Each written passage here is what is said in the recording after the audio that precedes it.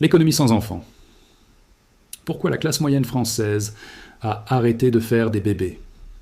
Rendez-vous dans un parc parisien un mercredi après-midi, pas le jardin du Luxembourg ou les Tuileries, un parc ordinaire dans le 13e arrondissement, à Montreuil, à Villeurbanne. Il y a 20 ans, à 15 heures, ces parcs débordèrent de vie. Des enfants partout, des mères épuisées, des pères qui jonglaient avec les poussettes, le bruit d'une civilisation qui se reproduit. Aujourd'hui, le silence.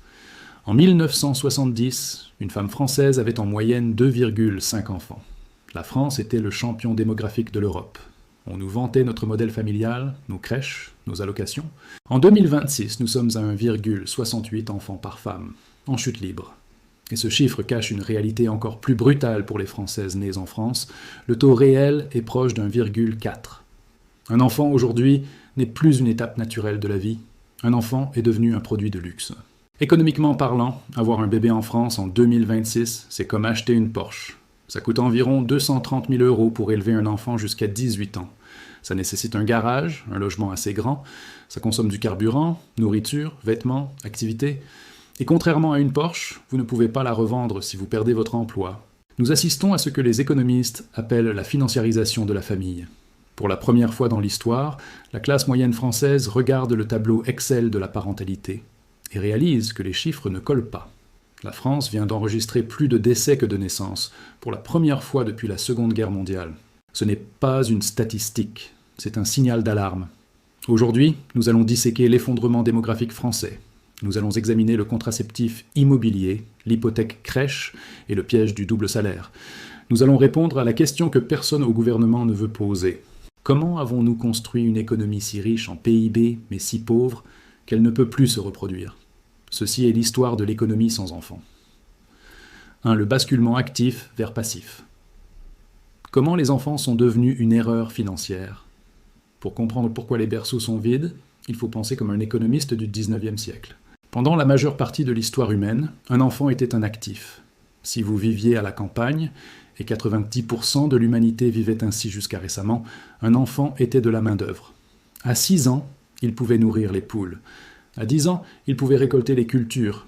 À 14 ans, c'était une main-d'œuvre complète. À 20 ans, c'était votre plan de retraite. Le retour sur investissement d'un enfant était positif. Vous investissiez de la nourriture, vous obteniez du travail et de la sécurité. Les enfants étaient le système de retraite original. Dans l'économie moderne urbaine, un enfant est un passif. Il ne génère pas de revenus, il en consomme. Il ne fournit pas de travail.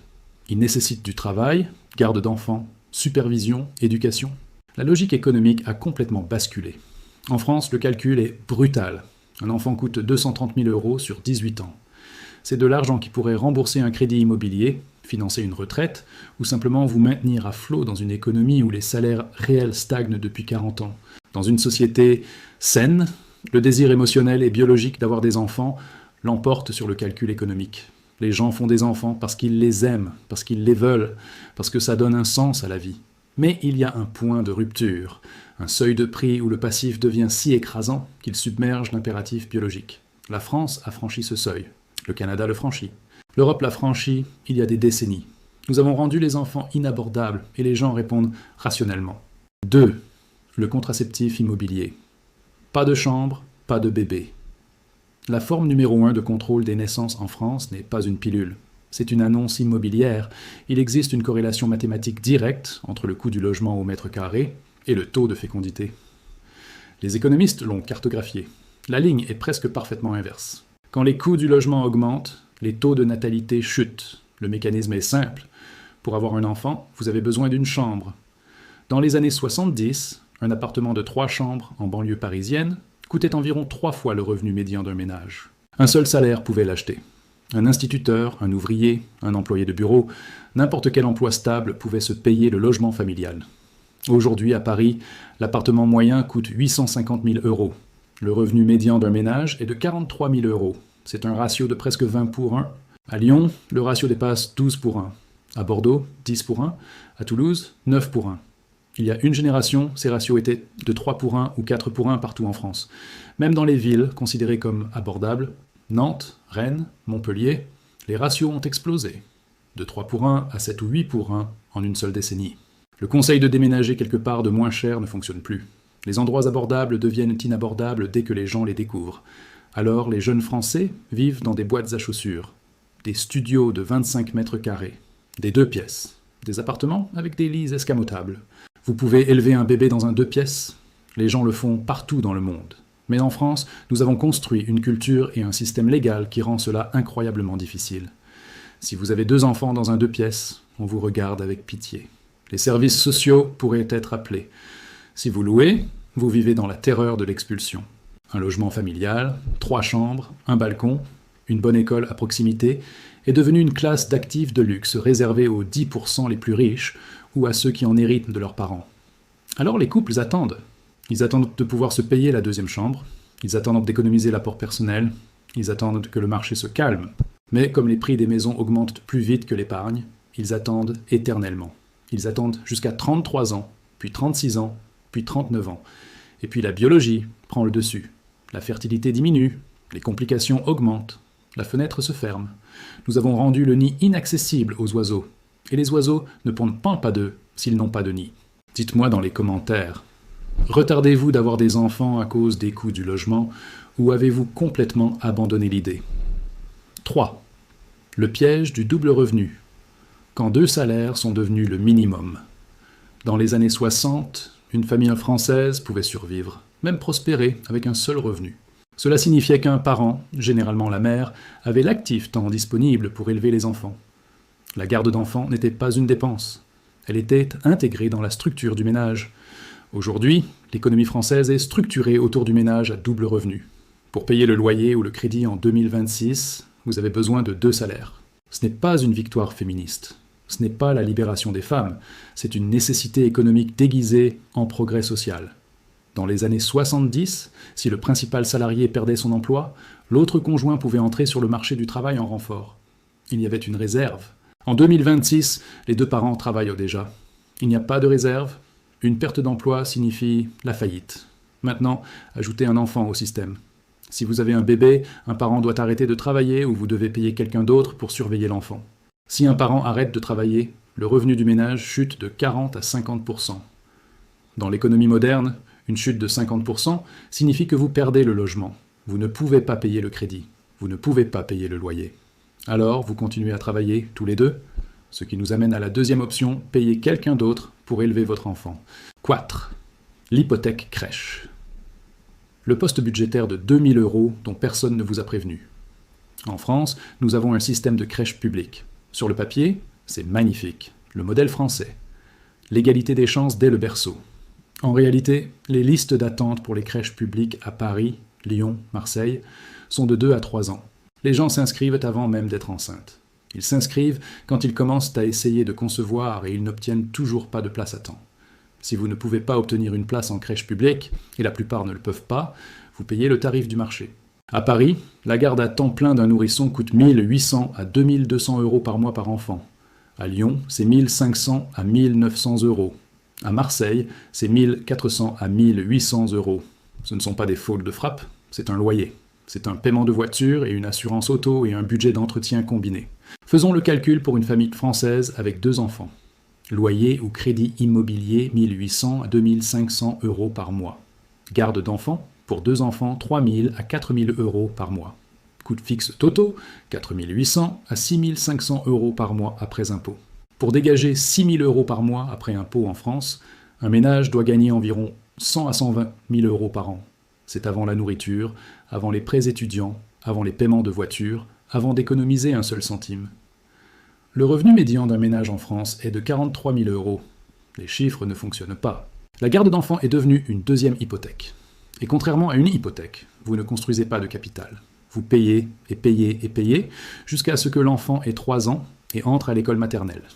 Pour de nombreuses femmes, le calcul mène à une réalisation brutale. Si je travaille, je gagne 3 000 € par mois après impôt. La crèche coûte 1 800 €.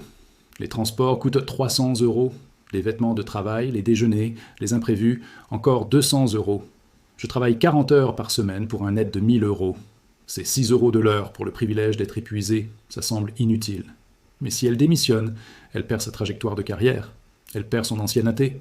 Elle prend du retard sur ses pairs qui n'ont pas eu d'enfants. L'écart ne se referme jamais. C'est le piège. Vous êtes puni si vous travaillez. La garde d'enfants dévore votre salaire. Vous êtes puni si vous ne travaillez pas. Vous ne pouvez pas vous permettre le logement. Alors l'acteur économique rationnel choisit la troisième porte, ne pas avoir l'enfant. 5. La pénalité maternité. Comment les carrières punissent les parents? Nous devons parler du coût de carrière des enfants, parce que ce n'est pas seulement une question de frais de garde, c'est une question de trajectoire. Le lieu de travail moderne exige une connectivité constante, il récompense l'acharnement. Il promeut les personnes disponibles à 21h un dimanche. Les enfants sont l'ennemi de l'acharnement. Les enfants tombent malades constamment, sans relâche, pendant des années. Ils doivent être récupérés à 16h30. Ils ne se soucient pas de votre appel Zoom avec Tokyo. Ils ne comprennent pas les résultats trimestriels. Ils ont besoin de vous quand ils ont besoin de vous. Dans un marché du travail hyper compétitif où le gagnant rafle tout, le parent est structurellement désavantagé. Les économistes ont documenté ce qu'ils appellent la pénalité maternité. Les études montrent que les salaires des femmes chutent de 4% par enfant en moyenne. Pour les femmes dans des carrières professionnelles, la pénalité est plus élevée, jusqu'à 10% par enfant. Et l'écart ne se referme jamais complètement.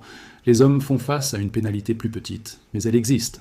Les pères qui prennent un congé paternité ou qui partent tôt pour aller chercher les enfants à l'école sont perçus comme moins engagés. Le lieu de travail a été optimisé pour ce que les sociologues appellent le travailleur idéal.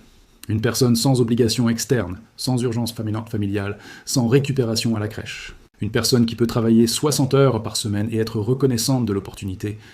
Si vous avez des enfants, vous n'êtes pas le travailleur idéal. Vous êtes un passif. En 2026, où la seule façon de battre l'inflation est d'être promu, ou rester en place signifie prendre du retard, prendre une pause carrière pour les enfants est un suicide financier. Nous avons construit un système qui sélectionne contre les parents. Et si le système sélectionne contre les parents, le système finira par manquer de gens. 6. Le Canada et le schéma de Ponzi démographique. Parlons rapidement du Canada, parce que c'est un avertissement pour la France. Le taux de fécondité du Canada a chuté à 1,33 enfants par femme. Le plus bas de l'histoire canadienne. 37% en dessous du taux de remplacement. Alors, comment le Canada maintient-il sa croissance économique? Comment finance-t-il les pensions? Comment maintient-il le système? En trichant, en important des gens. Le Canada a décidé de remplacer la croissance naturelle, les bébés, par la croissance mécanique, l'immigration. En 2023, le Canada a ajouté 1,2 million de personnes par l'immigration. En 2024, le chiffre était à nouveau supérieur à 1 million. Sur le papier, c'était un triomphe, mais cela crée une boucle de rétroaction qui aggrave le problème sous-jacent. Quand vous amenez 1 million d'adultes en une seule année, ils ont besoin de logement maintenant. Pas dans 20 ans, quand un bébé grandit. Maintenant. Ils se disputent les mêmes appartements rares. Ils enchérissent sur les mêmes maisons. Ils font monter les loyers. Cela rend le coût de la vie plus élevé pour les jeunes Canadiens déjà là. Des coûts plus élevés signifient qu'ils sont moins susceptibles d'avoir les moyens d'avoir des enfants. Des taux de natalité plus bas signifient que le gouvernement a besoin de plus d'immigrants pour combler l'écart. C'est un schéma de Ponzi démographique. Vous cannibalisez la fertilité de la population domestique pour maintenir la croissance du PIB de l'État. Et comme tous les schémas de Ponzi, ça finit par s'effondrer. Les données récentes de Statistique Canada montrent que le taux de fécondité des immigrants tombe à la moyenne canadienne en une génération, parfois plus vite. Le virus de la faible fécondité est environnemental. Il infecte tous ceux qui atterrissent à Toronto, ou Vancouver ou Montréal. Vous ne pouvez pas vous sortir d'une économie brisée par l'immigration. Vous ne pouvez que retarder le jour du jugement. 7. Le ratio de dépendance. Pourquoi votre pension dépend des bébés des autres? Pourquoi cela importe-t-il? Pourquoi devriez-vous vous soucier que votre voisin ait des enfants? À cause du ratio de dépendance. Le filet de sécurité sociale, les soins de santé, les pensions, la sécurité de la vieillesse, les maisons de retraite, toute l'infrastructure qui maintient les personnes âgées en vie et dignes, repose sur un approvisionnement constant de nouveaux travailleurs pour payer les impôts. Quand vous prenez votre retraite, vous ne vivez pas de l'argent que vous avez économisé, vous vivez du travail de la génération actuelle de travailleurs. Leurs impôts financent votre chèque de retraite, leur travail fait fonctionner l'hôpital, leurs corps conduisent l'ambulance. Les mathématiques exigent un certain ratio de travailleurs par retraité. Historiquement, ce ratio était de 6 pour 1 ou 7 pour 1. 6 travailleurs soutenant un retraité, confortable, durable. Le système aurait été conçu pour ce ratio. Aujourd'hui en France, c'est environ 3 pour 1. D'ici 2030, ce sera 2,5 pour 1. D'ici 2040, si les tendances actuelles se poursuivent, ce sera 2 pour 1. 2 travailleurs soutenant un retraité plus le financement des routes, des écoles, de la défense, des soins de santé et de toutes les opérations gouvernementales. Les implications sont claires. Soit les impôts augmentent de façon spectaculaire, écrasant les travailleurs qui restent, soit les prestations sont réduites de façon spectaculaire, écrasant les retraités à qui on les avait promises. Ou les deux. Il n'y a pas de quatrième option. Les mathématiques ne permettent pas une quatrième option. Si le taux de natalité reste à 1,68, il n'y aura personne pour conduire l'ambulance dans 20 ans. Personne pour gérer la maison de retraite. Personne pour acheter votre maison quand vous voudrez déménager. Personne pour financer la pension qui vous a été promise. Une société sans enfants est une société sans valeur future. 8. L'illusion politique. Pourquoi les primes bébés ne fonctionnent pas? Les gouvernements voient les données de fertilité. Ils connaissent les chiffres. Ils ne sont pas aveugles. Alors ils essaient de réparer avec des politiques. Crédits d'impôt, primes bébés, crèches subventionnées, congé parental. La France offre des allocations familiales généreuses. Ça semble bien jusqu'à ce que vous réalisiez que la crèche coûte 20 000 € par an. Les allocations couvrent 20% de la crèche. Vous êtes toujours sous l'eau. La Hongrie a essayé les politiques pro-natalistes les plus agressives du monde développé. Exemption fiscale pour les mères de 4 enfants ou plus. Prêts immobiliers subventionnés, paiement en espèces pour les naissances. Le résultat. Le taux de fécondité de la Hongrie est passé de 1,23 en 2011 à 1,59 en 2021. Une amélioration, mais toujours bien en dessous du remplacement. Et les gains ont déjà commencé à s'inverser. Vous ne pouvez pas subventionner votre sortie d'un échec économique structurel. Les primes bébés ne résolvent pas la crise du logement. Les crédits d'impôt ne créent pas d'appartements abordables de 3 chambres. Le congé parental ne change pas la culture du lieu de travail qui punit les parents. L'effondrement de la fertilité n'est pas un problème politique. C'est un problème de civilisation. C'est le poids accumulé de 40 ans de décisions. Financiariser le logement, stagner les salaires, précariser le travail, éliminer les pensions, rallonger l'éducation, retarder l'âge adulte, vous ne pouvez pas réparer 40 ans avec un crédit d'impôt. 9. Le verdict. Le berceau vide est un vote de défiance. Revenons à cette ère de jeu silencieuse. Elle est silencieuse parce que l'économie que nous avons construite n'a pas de place pour ce qui s'y passe. Nous avons optimisé pour la croissance du PIB. Nous avons optimisé pour les profits des entreprises. Nous avons optimisé pour les valorisations immobilières. Nous avons optimisé pour les rapports de résultats trimestriels. Nous avons oublié d'optimiser pour la vie. Nous avons traité les enfants comme un choix de consommateur, comme acheter un bateau ou une propriété de vacances, au lieu de les reconnaître comme l'impératif biologique de la survie de l'espèce. Nous avons construit des villes où une chambre coûte plus qu'un salaire annuel. Nous avons construit des lieux de travail qui punissent quiconque ne peut pas travailler 60 heures par semaine. Nous avons construit un système de garde d'enfants qui coûte autant qu'une hypothèque. Et puis nous avons agi sur prix quand les gens ont arrêté d'avoir des enfants. Le berceau vide n'est pas un choix de style de vie, c'est un verdict. C'est le vote de défiance qu'une génération entière exprime contre son propre avenir. Il regarde donc le marché. Les coûts du logement, les salaires stagnants, les projections climatiques, la dette étudiante, les listes d'attente des crèches, les pénalités de carrière, et ils disent « Je ne vais pas amener une nouvelle personne dans ceci. Les termes sont inacceptables. Vous pouvez imprimer de l'argent, vous pouvez manipuler les taux d'intérêt, vous pouvez importer des travailleurs. Mais vous ne pouvez pas imprimer une enfance. Vous ne pouvez pas fabriquer une famille. Vous ne pouvez pas légiférer l'amour en existence. Le berceau est vide. Et jusqu'à ce que nous réparions l'économie qu'il a vidée, il va rester comme ça. Les solutions sont connues. Elles ne sont pas mystérieuses. Construisez des logements. De vrais logements. Des logements de taille familiale. Pas des condos de luxe. Payez les gens suffisamment pour qu'un seul revenu puisse soutenir un ménage. Faites de la garde d'enfants un bien public, comme les routes et les écoles, pas un luxe privé. Arrêtez de traiter le logement comme un véhicule d'investissement et commencez à le traiter comme un abri. Arrêtez d'optimiser chaque lieu de travail pour l'acharnement sans enfants et commencez à accommoder la réalité que les humains se reproduisent. Nous savons quoi faire. Nous manquons de volonté pour le faire parce que chaque solution menace les profits de quelqu'un, les valeurs immobilières de quelqu'un, les bénéfices trimestriels de quelqu'un. Alors nous continuerons à dériver, à décliner, à importer des gens pour masquer l'effondrement tout en aggravant l'effondrement. Jusqu'à ce qu'un jour nous regardions autour de nous et réalisions qu'il ne reste plus personne. Alors voici la question. L'effondrement de la fertilité est-il une crise temporaire que la politique peut résoudre? Ou est-ce la nouvelle réalité permanente des économies développées? Pouvons-nous reconstruire une économie où la classe moyenne peut se permettre d'avoir des enfants? Ou avons-nous dépassé le point de non-retour? Déposez votre prédiction dans les commentaires.